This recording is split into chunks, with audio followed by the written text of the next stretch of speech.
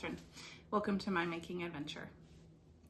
Today is October 25th, 2024, and this is a video podcast where I share my making adventures with a variety of crafty things. I have knitting and crocheting to share today. Like I said, my name is Catherine and I live in the rural Midwest with my husband and our 3 daughters. All 3 of them are under the age of 5 and one of them is a newborn. So things have been a little bit busy trying to kind of just get our groove the last few weeks with her. But we've been really enjoying it. You can find me on Instagram or Ravelry as my making adventure as well. And I do have details for my projects in the description box, as well as links to my Ravelry pages for those projects. All right, let's get started with the question of the video. So go ahead and leave your answers in the comments below. My question today, because I've been feeling the fall weather lately, is what's your favorite part about fall? I love that I can wear a sweatshirt and it's not too hot and it's not too cold, but the air feels crisp and fresh, and all the pretty colors of the leaves on the trees. Also, I feel like as a family with like a really big gardening being a really big part of our life, things do sort of start to slow down a little bit in the fall. Don't get me wrong, we still have a lot to do. But there is just a little bit less than there was a few weeks ago. And that feels really nice and lovely. All right, I do not have any finished objects to share today. So we're just gonna start with works in progress right away. And I'll start with the one that you saw last week. This project is in my Land's End tote bag. I love these bags. Absolutely love them. I have 2 of them. And they hold like a full binder, a textbook. Probably I could go on a weekend somewhere with just this bag. Well, 1 bag for knitting projects and 1 bag for the stuff I need for a weekend for myself. Not for my children, but if I was going by myself somewhere, which is unrealistic. All right, so here is what I have so far on my Metamorphic sweater, which is a pattern by Lisa K. Ross. I'm knitting the size large. My hair is sticking to the sweater.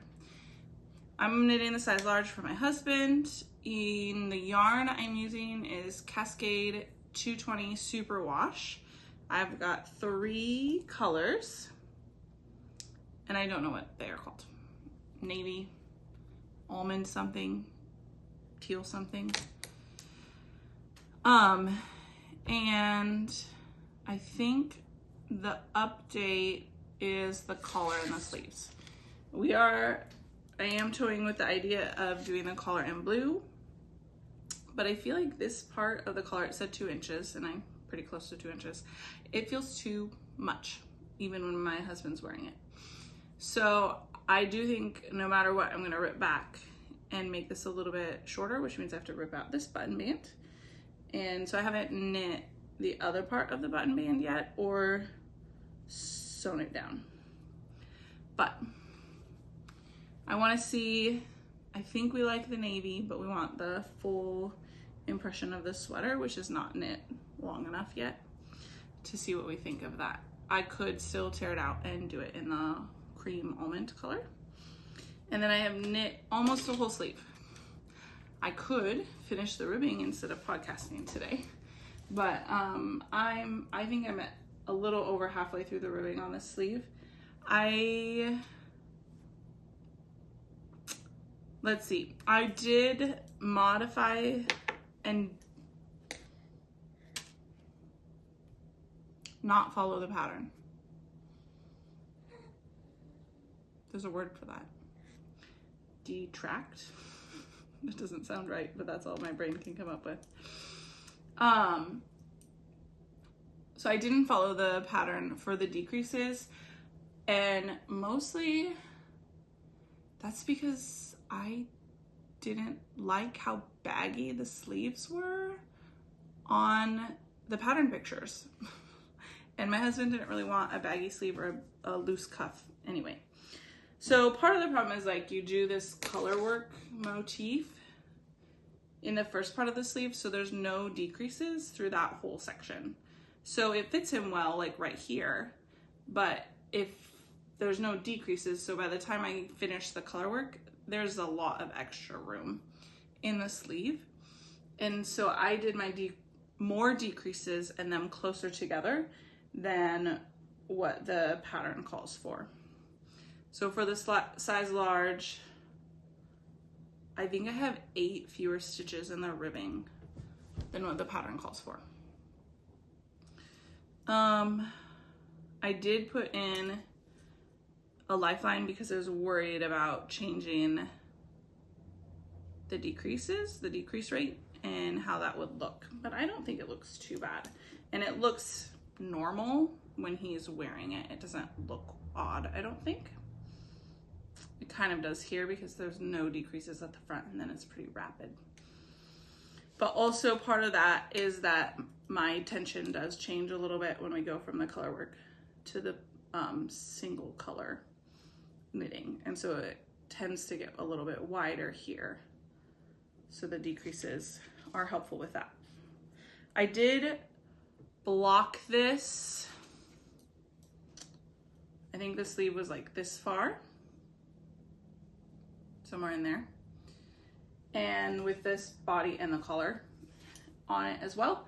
And I had been feeling a little uneasy with how the body was looking prior to blocking it, because I felt like the color work was pulling in and then it was flaring out.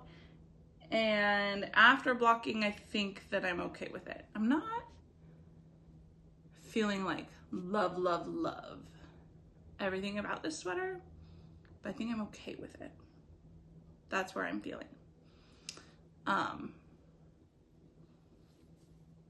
So hopefully when I'm done, I will like it more because I'll be done with it.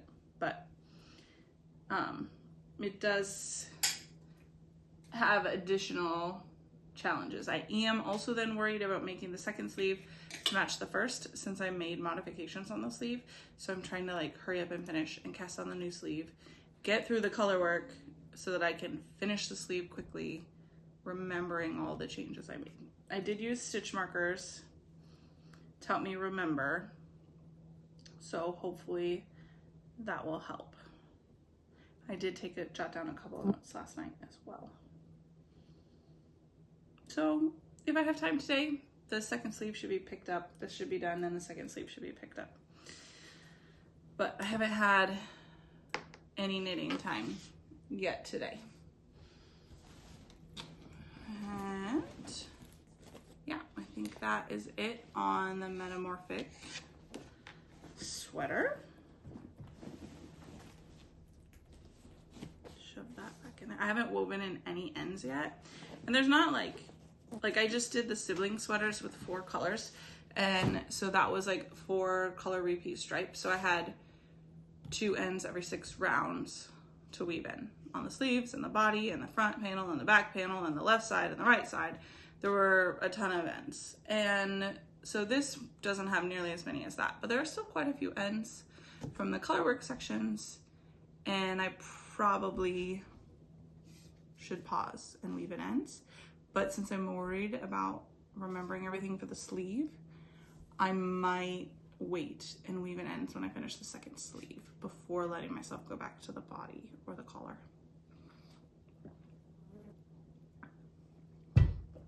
All right, next project.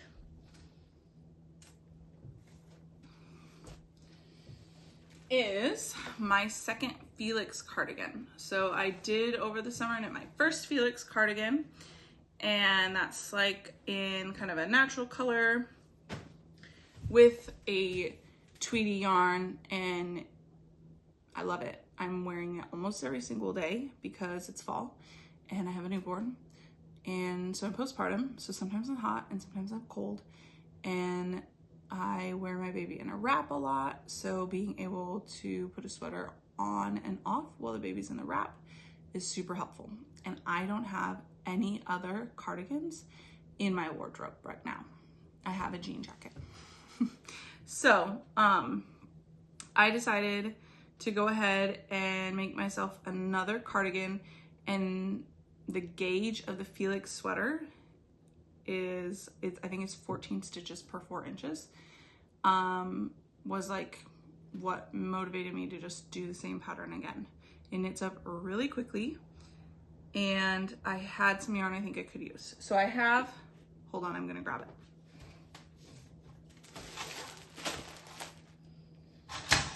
This that I got from the Library Craft Exchange last year, and it was last October because they're doing it again. So I am imagining it's been a year. And this is Fleischer's Superior Knitting Worsted Virgin Wool in black. And I had 2 of these. And it's 2 2-ounce balls, so 4 ounces of yarn, and then another 4 ounces that's already knit up. And then I also have this non-superwash DK yarn that we couldn't get the color we want, so we dyed it black. And I have another hank of this. So I had essentially 8 ounces of this and 200 grams of this, and I'm hoping that that will get me a Felix sweater. My original Felix sweater, if I calculated correctly, I think came out to be about 350 grams. However, that is like it knits up like a worsted or an Aran yarn, but it is just 1 ply. It's really loose. I don't know how to say that. The yarn is airy. I'm trying to make sure that 350, maybe it was 450 grams for that one. That makes more sense. I don't have it on my project page. Okay. So I think maybe the original one was about 450 grams, and now I'm trying to make one with 400 grams of yarn. But I'm knitting a size smaller. So the first one I made was a 52.5 inch bust, and it ended up being very oversized. It's loose. I have a lot of positive ease. The yoke depth is like way deeper than I needed. And so I'm going for a different look with this second Felix cardigan. I'm doing the 40-inch bust, although I didn't gauge swatch. So I think I'm close. I measured pre-block. Now I've blocked it and not measured it before the podcast. That was kind of silly. And I won't even try to count my gauge on black yarn while I'm filming. That would be embarrassing, I feel like. But I've knit the yoke of the 48-inch bust. Now, one other thing I did other than knit a smaller size and with different yarn, I'm still using the recommended needles, which are size 10, US 10 6mm needles, is instead of doing the Raglan increases as called for, which was a yarn over pattern that made like the lace detailing, instead of doing that, I'm just doing make ones with like right along the Raglan, but still doing them in the rounds that's recommended in the pattern. So I've done all of those increase repeats, and I think that I'm ready. I think that this yoke depth is deep enough, and I think that I'm ready to work on the body. I was gonna check my gauge again, and I was gonna measure the yoke depth and see how that would fit me. Although I have tried to like lay it over me, and I think I'll be fine. I'm gonna continue the body with these 2 balls of yarn, and I'm hopeful that these 2 balls of yarn will finish the body of the sweater, if not the ribbing. It would be nice to have just a little bit left over so that when I pick up the sleeves, I could alternate a little bit between the original and the new, just to help balance kind of that change in the yarn that I'm using. And then I could do the button band and the bottom ribbing and the sleeves with the 200 grams of this that I have. So that's my plan. I don't mind if this sweater is a little bit shorter than my original. I don't think that that's a problem for me. I did knit my original one fairly long, and so having a different style of a sweater and a different color but using the same pattern, I think will be kind of handy. I'm gonna check my notes and see if there's anything I forgot, but I don't think so. Yeah, so it will be nice. The urgency to finish this so that I have a second cardigan to wear is great. it's big. So that will be something that I will be working on as well. Probably, as I mentioned, wanting to finish the second sleeve of that Metamorphic pretty quick. Probably that will take priority until that sleeve is done. And then I might zoom through this before I do more on the other. All right, my next whip is a baby knit, but I'm not very far. This is Micah's Raglan sweater, a pattern by Hannah Graham. And I'm knitting the smallest size, which I think she calls baby. And I'm using Cascade 220 Superwash in that almond color. And my needles are US 5. The pattern calls for US 6 4mm needles. These are 3.75mm needles. I didn't gauge swatch specifically because I have the sibling sweaters I knit with this yarn, which I think was a 20 stitch gauge, and I used US 4s, 3.5mm needles. And then the Metamorphic, that was a 22 stitch gauge? I don't know. This gauge is in between the Metamorphic and the sibling sweater gauge. And I knit the sibling sweater on 3.5mm needles, and the Metamorphic sweater I'm knitting on 4mm needles, so I split the difference. I've got US 5, 3.75mm needles. And my gauge might be a little bit looser than the pattern calls for, but I figured I'd rather have the sweater be a little bit too big than a little bit too small when we're dealing with a baby size. So this pattern has cables at the Raglan. Let me see if I can show you one of them. I can't hold it, it's so small.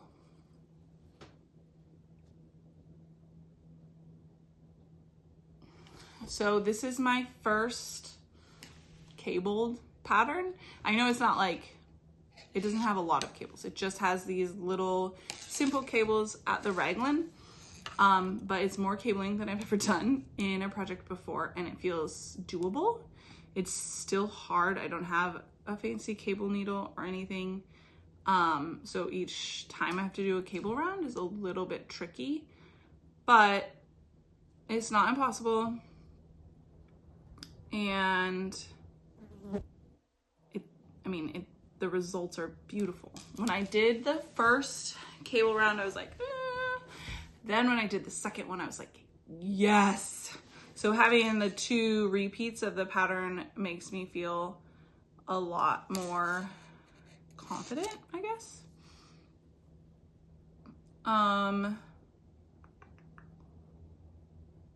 Let's see what else. I don't think there's anything more on that. I did just start this 2 days ago maybe. So we'll continue to make progress on that as I'm able to. I want my little baby to have a hand knit sweater made for her. She can wear a hand-me-down one, but I want her to have one that was made for her that she can wear this fall and winter. So I'm eager to finish it. It does call for a German twisted cast on. So this is the neckline that is stretchy, and I still have to knit the collar but this is probably going to be the spot where the collar is tightest. The ribbing won't be tight. So yeah, that is called Micah's Raglan sweater. There is a sweater and a t-shirt version of this cable pattern, and I'm knitting the sweater version, which calls for, I think, yeah, like a DK yarn. Oh, I love the cables. So yeah, that is my last knitting project. And then I thought, for fun, I would pull out a really, really old crochet project that I have worked slightly on since I last filmed a podcast. So this is a scrappy blanket that is probably 5 or 6 years old. I'm trying to think. I probably have not worked on it since before my oldest daughter was born. So yeah, it is out of all acrylic yarn. It is like a crocheted ripple pattern, and I'm not in love with it. So here, let me show you what I've got. It is also covered in cat hair, because since I pulled it out, my cat is sitting on it every chance she gets. But it's acrylic, so I can wash it when I'm done making it.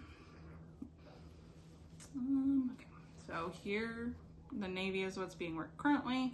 I'll just kind of show you. Hopefully you can see that. It has a lot of different kinds of yarn in it, and I have learned that I'm not really a fan of that. So it's all acrylic, but some of it is like fuzzy, and some of it, well, actually it's not all acrylic, because some of it is cotton.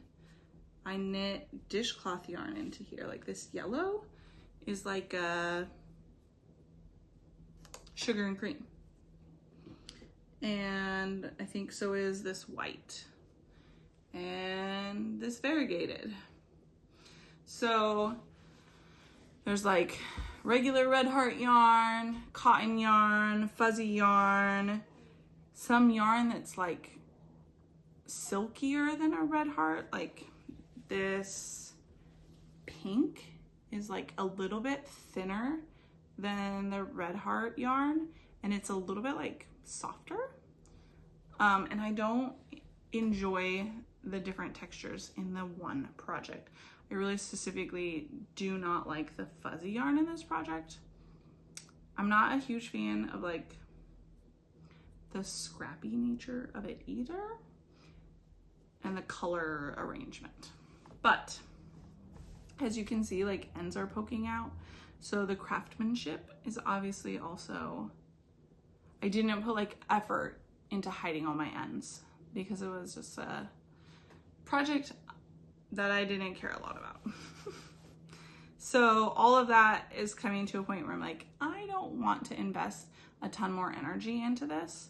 However, I have a huge, I mean, this is how wide it is, but it's, I mean, I guess that's how tall it is, but it's very wide. I have it way folded up here. And so I feel like it's still a nice blanket, and I might as well finish it. So this is the bin of yarn that I still have to use up. And some of it is like left, like I have all these balls that I just used for that rainbow ripple blanket. I have quite a few small balls of that yarn. I have a gigantic ball of black. This is that thinner yarn that's silkier that I didn't like when the pink was used with it. So I don't want to put this and all of this and this huge amount of yellow into it, but I might put some of these smaller amounts in. So my plan is to crochet up as much of this as I want in the blanket, and then give most of the rest to the library for the craft exchange, which means that I have to have this by Tuesday. I think by Thursday would be the last day I could drop off donations for that, because Friday you can start going to shop, but it's all free. So I have some yarn that I want to donate, some fabric that I want to donate, and some like stuffing, filling, polyfill that I'd like to donate.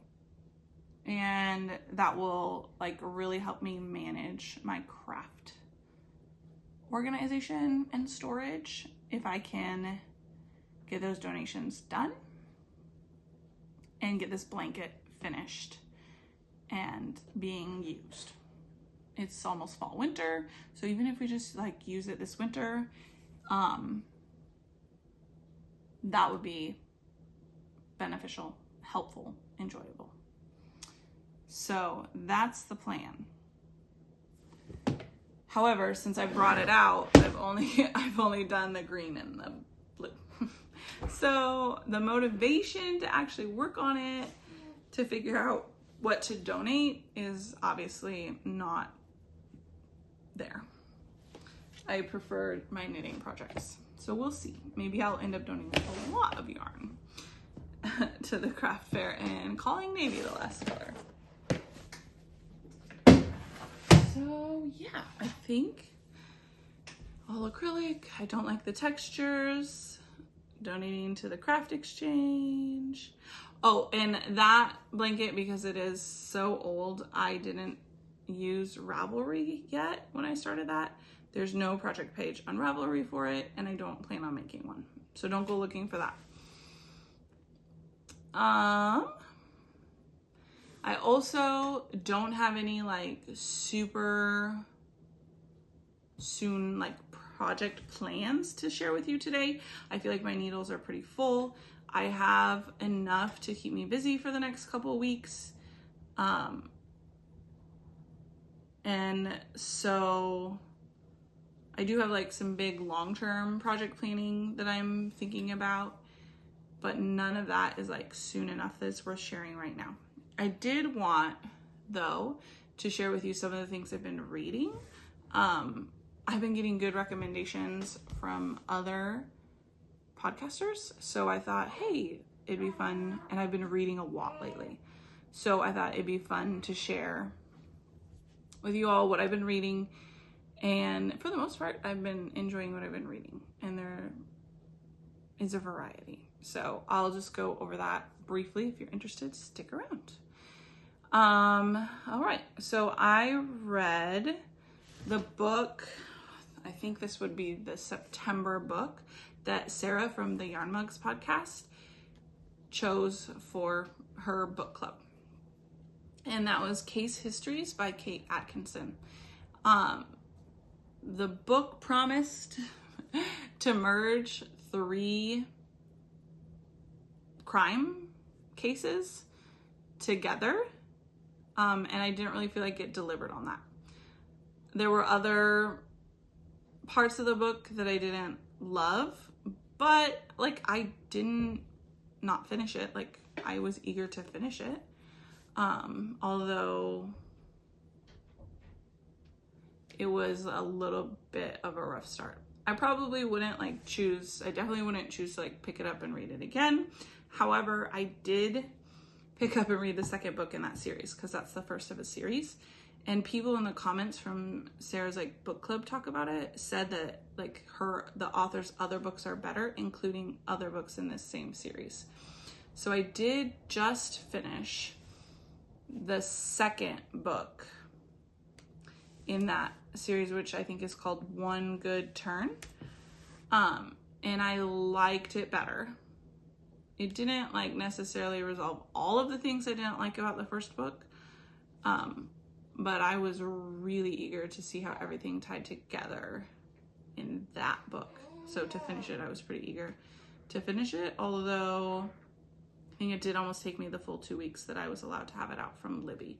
So maybe a little bit of a slow start, but it might also just be that I'm reading before bed and I'm going to bed tired. So I'm not reading for very long. Another book I read was A Holiday Yarn, which is by Sally Goldenbaum, and it's book number 4 in the Seaside Knitters Mystery series. So it's like knitting murder mystery books, and I'd read the other 3, so I read book number 4 recently. They're fun, but they're very unrealistic. So it's fun to read here and there. It's like light reading. It's not like serious, scary murder or anything. I don't read scary books. I don't watch scary movies. I don't do that. So this is like a light read for me, but fun. And it, you know, over the course of a week or 2, I can enjoy that book. The next one was titled Educated by Tara Westover. And this book was so interesting to me. Some of it was really difficult to read because it is like a memoir. So she is writing about her own life. And as we know, like life involves trauma, and hers involves a lot of trauma. And reading about it can sometimes be hard. But just like learning about the way her family, I like learning and reading about like those interpersonal relationships and things like that. And as a memoir, this really focused on like the relationships and all the people in her life and how her experiences and her choices shaped her life and kind of some of the unintended consequences of some of those choices. So super, super interesting. Like never went a day to public school K-12, but ended up with a PhD. So that is, I guess, why she calls it Educated. But it was very, I don't know, I just thought it was really interesting. And the next book that I read was called The Unexpected Mrs. Pollifax. And that, I'm sure that I got that off of a recommendation from a podcast, is by Dorothy Gilman. And it's the first book in the Mrs. Pollifax mystery series. And I found it's really unrealistic, but it was also entertaining and like involves like murder and danger without being scary. Even like some violence without being like hard to read or super traumatic to read, for me at least. It's there, but it's not like, the writing about that part is not super emotional, if that makes sense. So that was really interesting. I'm not sure that my library has access to more from that series on Libby. If there's a fly, sorry, I think it's going to be in and out of the video. My apologies for the fly. So I'm not sure that I'll be able to easily access more of those books, but I wouldn't mind. I thought it was fun. It's not like I wouldn't want to read them all like back to back to back to back, because it's not 100% like my preferred book, but I would read them if I have access to them.